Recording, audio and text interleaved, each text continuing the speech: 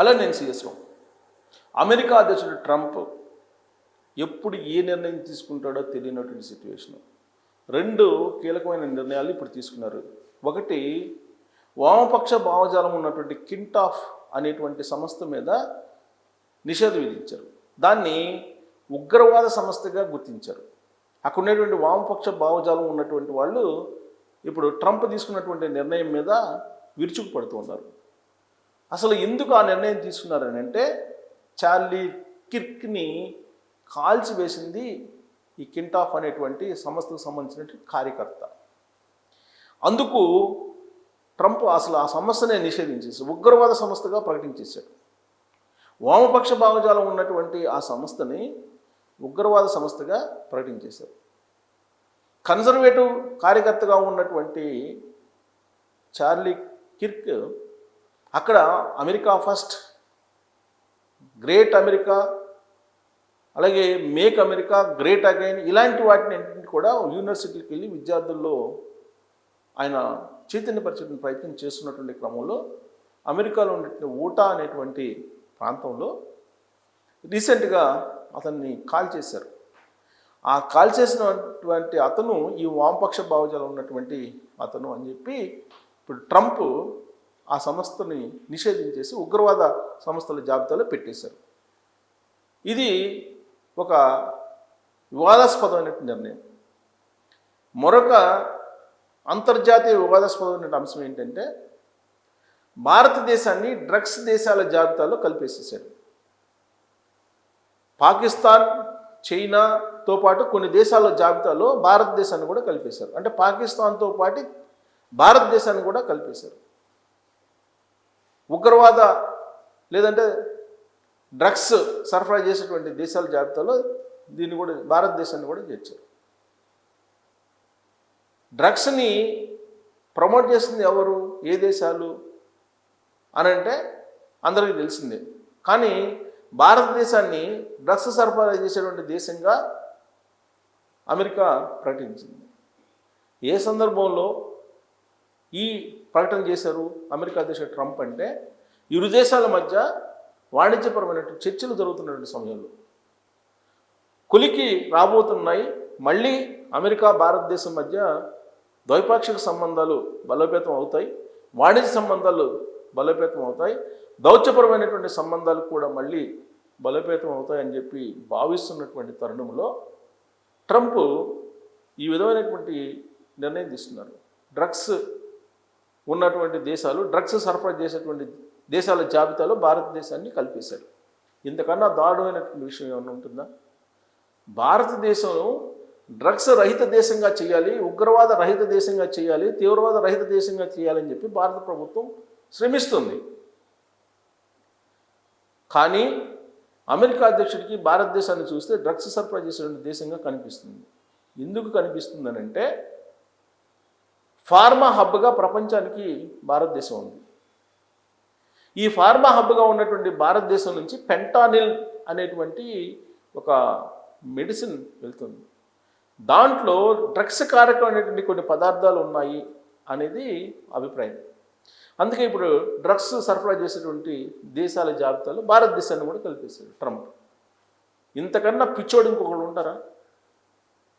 So కాబట్టి America పౌరులు పిచ్చోడి చేతిలో రాయి ఇచ్చినట్టు అధికారాన్ని ఇచ్చారు, అమెరికా అధ్యక్ష పదవిని ఇచ్చారు.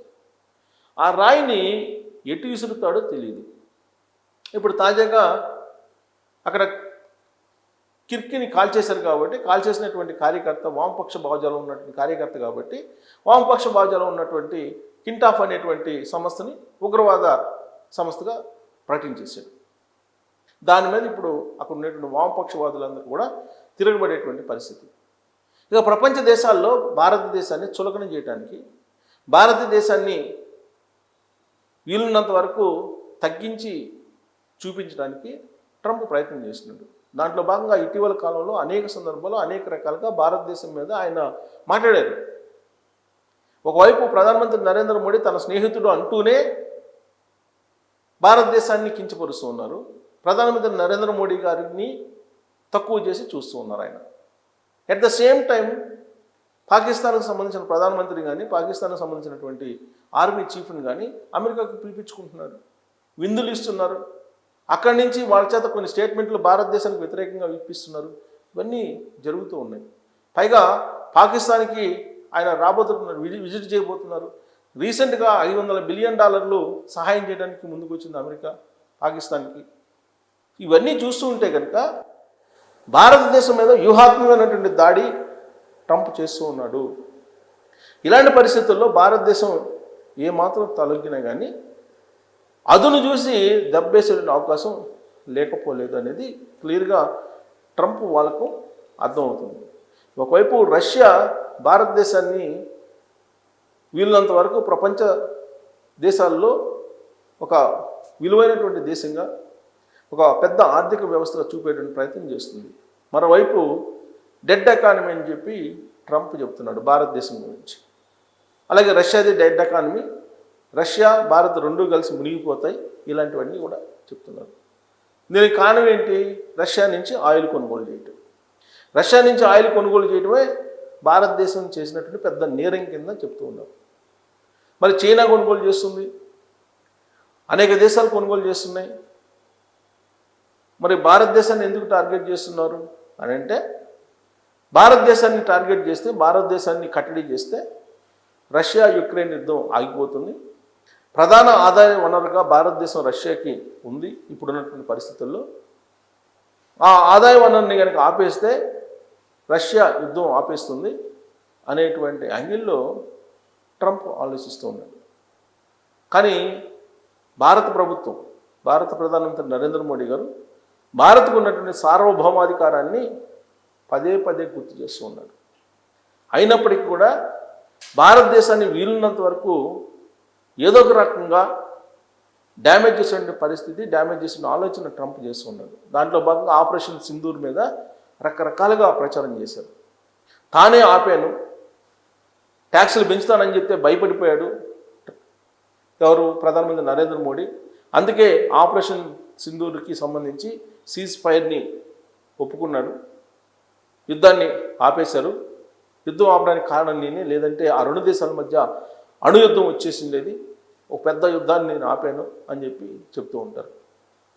రీసెంట్గా పాకిస్తాన్ ఉప ప్రధానమంత్రి ఏం చెప్పారు? అసలు పాకిస్తాన్ భారతదేశం మధ్య యుద్ధం ఆపడం వెనుక మూడో దేశం యొక్క ప్రమేయం లేదు,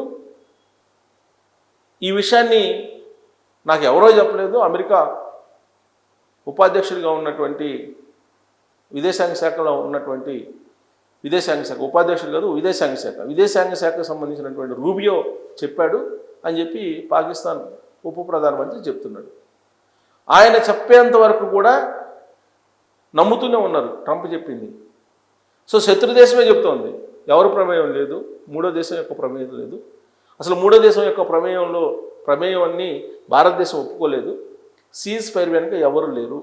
ఈ రెండు దేశాలు ద్వైపాక్షికంగా మాట్లాడుకొని సీజ్ ఫైర్ చేశాయి తప్ప ట్రంప్ ప్రమేయం లేదని చెప్పారు. అయినప్పటికీ భారతదేశాన్ని ఏదో ఒక రకంగా కించపరిచేలాగా, ఏదో రకంగా బలహీనపరిచేలాగా ట్రంప్ మాట్లాడుతూనే ఉన్నారు. ఇప్పుడు తాజాగా డ్రగ్స్ సరఫరా చేసే దేశాల జాబితాలో భారతదేశాన్ని ఉంచారు ట్రంప్. మరి దీని వెనుక కుట్ర ఏంటి అనే దాని మీద మీరు కామెంట్ చేయొచ్చు. Thank you.